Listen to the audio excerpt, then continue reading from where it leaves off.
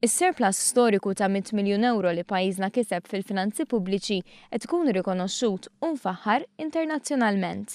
Wara l-aġenzija ta' kreditu internazzjonali Moody iddedikat rapport speċjali biex tfaħħar lis-surplus ta' pajjiżna, issa kien imiss lill-aġenzija Fitch. Fitch li deskriviet is-surplus f'pajjiżna bħala xhieda tal-progress fiskali, filwaqt li faħħret li qabel ħarġet il-konferma mill-Eurostat ta' riżultat ta' 1% surplus kienet qed tbassar deficit ta' 0.7%.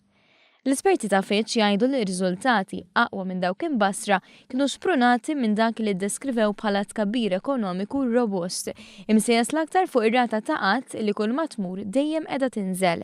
Barra minn hekk sostnew li l-miżuri li ħall-Gvern se jwasslu għal positive fiscal adjustment in 2017 and 2018.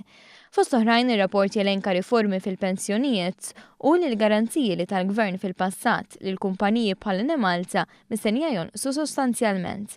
L-artiklu ta' Fitch jgħid ukoll li the public debt GDP ratio is on a downward trajectory u li tkabbir ekonomiku se jkompli jisboq l-aspettattivi fl-istess waqt li it will keep outperforming similarly rated peers.